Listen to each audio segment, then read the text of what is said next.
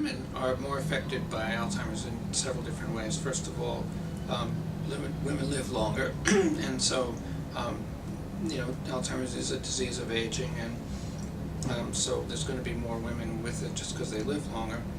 But also, there is what we call the neurobiology of gonadal hormones, which means, in the brain and parts of the brain that are involved in memory and learning and emotion, there are estrogen receptors, the same way that there's estrogen receptors in the breast and elsewhere.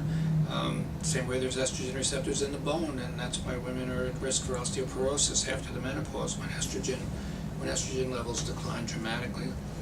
So in the brain, estrogens and testosterone have an important role during development and during fetal development in differentiating the brain by gender, by sex.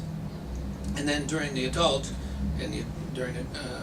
life, estrogens and testosterone play some role in maintaining brain function. And at the time of menopause, there's a dramatic drop in estrogen, and about 60 to 80% of women at the time of menopause have some complaints and some documented, some neuropsychometrically documentable changes in memory and learning, mostly memory, and also emotional things like irritability. Now, we don't know how much of that is really related to sleep disorders and hot flushes, and how much is a direct neurobiological effect of the dramatic drop in estrogens, but it is thought to be what we call the critical period.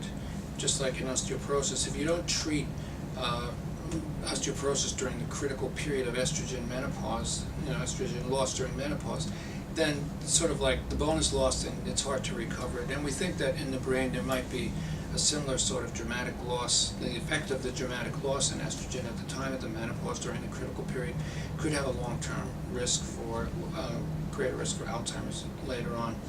We're not, there have been studies. I did one of the first studies of estrogens for postmenopausal women when I was at the Rockefeller University in the early 1980s.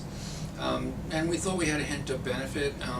Since then, most of the clinical trials haven't shown benefit for women who in the postmenopausal period have Alzheimer's, and even some detrimental effects like increased risk of stroke and dementia and things like that. So we're not recommending estrogens as a way to prevent Alzheimer's or as a treatment, but it may be still that certainly during the time of menopause there's some benefit, and I don't think the story is completely over yet, but it's certainly that even though we don't have good treatments with estrogen to benefit women with postmenopausal, who have Alzheimer's disease in the postmenopausal period, it has to be in some way or another related to the biology.